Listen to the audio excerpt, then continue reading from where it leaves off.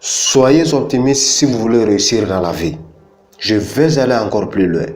Si vous voulez réussir et vivre heureux durant toute votre vie, soyez optimiste. Car l'une des clés de la réussite et du bonheur se trouve dans le fait d'avoir un esprit disposé à voir et prendre les choses de leur bon côté. Les perdants voient les trous dans les beignets, mais ils ne voient pas les beignets autour du trou. Quant aux gagnants, ils voient les trous aussi, mais ils voient également les beignets autour du trou. Restez jusqu'à la fin de cette vidéo si vous voulez découvrir comment utiliser l'optimisme pour transformer une situation malheureuse en une situation heureuse.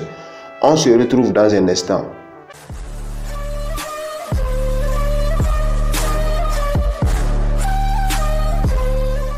Salut à toi et bienvenue à nouveau sur CR Plus 223, votre chaîne de motivation, de développement personnel et de gestion des finances personnelles. Aujourd'hui, nous sommes à notre 15e épisode sur les clés de la réussite. Sans perdre de temps, nous allons attaquer notre sujet du jour. Alors déjà, c'est quoi l'optimisme?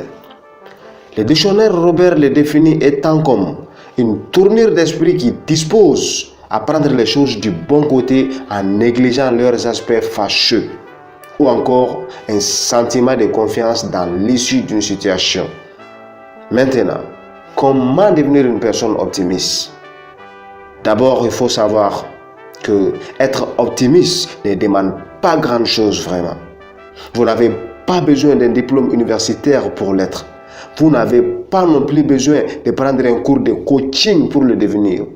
Ce dont vous avez besoin se trouve déjà en vous. Dieu vous l'a offert gratuitement. Certains d'entre nous s'en servent déjà, mais d'autres non. Ce dont il s'agit, eh bien, c'est la foi. Oui, c'est votre foi qui vous permettra de toujours voir un bien derrière un mal. La foi consiste à croire, et bien que vous ne l'ayez peut-être pas encore utilisé par le passé, vous allez apprendre à le faire. Si vous avez la foi, vous n'avez pas besoin de voir réellement pour croire, car le principe fondamental même de la foi consiste à croire en l'invisible. Je vous donne des exemples. C'est la foi qui fait que nous croyons en Dieu sans même le voir. C'est la foi qui fait également que nous croyons à l'existence des anges sans les voir. C'est encore par la même foi que nous avons cru au message des prophètes et avons suivi la religion qu'ils ont apportée sans même avoir besoin de les voir en personne. Nous n'étions pas là à leur époque. Nous avons seulement entendu leur histoire et pourtant nous avons cru et nous les avons suivis. Bref, vous aurez déjà compris que lorsque vous avez la foi, vous n'avez nullement besoin de voir pour croire.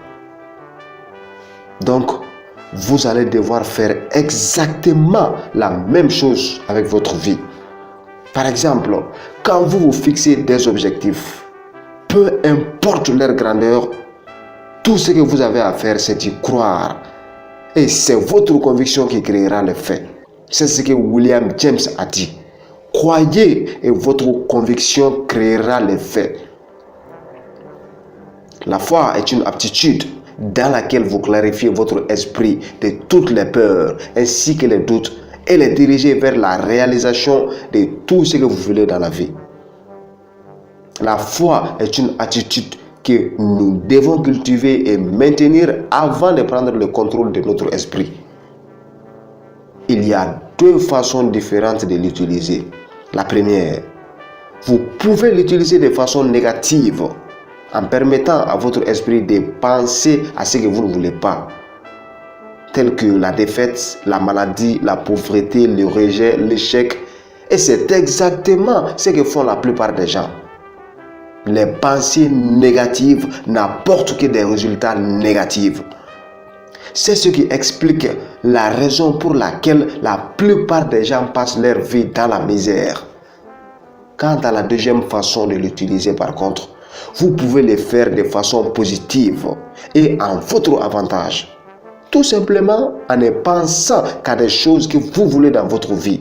Dirigez vos pensées uniquement vers les choses que vous désirez, telles que la richesse, la bonne santé, le bonheur, la réussite. Souvenez-vous que le succès vient aux optimistes, tout comme l'échec fonce tout droit vers les défaitistes. La différence principale qui existe entre une personne qui réussit et celle qui échoue se situe au niveau de leur façon de penser. Ceux qui réussissent dans leurs différents domaines ont tous un point commun et c'est leur capacité de croire. Ils voient toujours le verre à moitié plein, tandis que les défaitistes, eux, les voient toujours à moitié vide. C'est par l'optimisme et la foi que commence tout succès. Donc pour réussir, vous devez devenir une personne d'une grande capacité à croire. Et en commençant par croire en vous-même, bien sûr.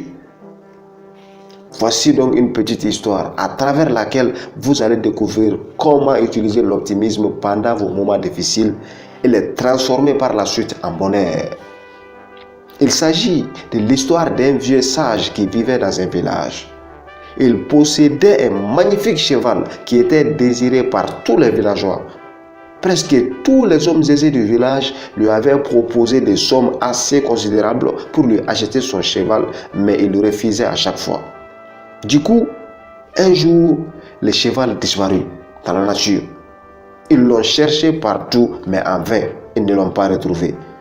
Alors, les villageois, prenant cela comme un malheur, et sachant à quel point le vieux sage tenait à son cheval, se rendirent chez le sage pour le réconforter.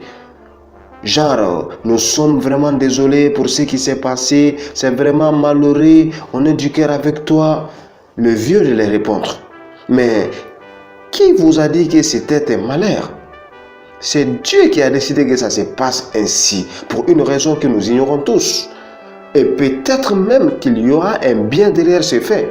C'est Dieu qui le sait. Malgré la peine perdue, l'optimisme du vieux le poussa à rester positif, à croire qu'il y a un bien derrière ces coups durs, même si cela lui échappait. Plusieurs jours passèrent donc ainsi. Mais un beau jour arriva, le cheval revient à la maison par lui-même, mais en étant accompagné d'un troupeau de cheval qui l'ont suivi de la brousse jusqu'à la maison du vieux. Alors du coup, le vieux a non seulement retrouvé son cheval, mais il fut aussi en possession de tout un troupeau de cheval. L'histoire n'est pas finie bien sûr, mais c'est de cette partie dont nous avions besoin. La leçon de morale à tirer dans cette histoire est que même si tout semble être perdu, ayez toujours la conviction que ça va aller. Ayez toujours confiance en Dieu et croyez toujours que derrière tout mal, il se trouve un bien. Et la dernière leçon à tirer de cette histoire est que tout ce à quoi on pense et croit peut se réaliser. Remarquez bien que le vieux sage a pensé et cru qu'il y aurait un bien derrière ces faits tragiques. C'est ce qui s'est passé au final. Vous n'avez pas besoin de voir pour croire, mais croyez seulement et vous verrez. La foi ainsi que l'optimisme sont en rapport direct avec la loi d'attraction. La foi mène à l'optimisme et l'optimisme vous dirige vers la réussite. Nous arrivons donc à la fin de cette vidéo. Si vous l'avez aimé, n'oubliez pas à la liker. Ça nous encourage vraiment. Et merci de l'avoir suivi jusqu'à la fin. Nous vous donnons rendez-vous à la prochaine vidéo. Portez-vous bien et ciao ciao.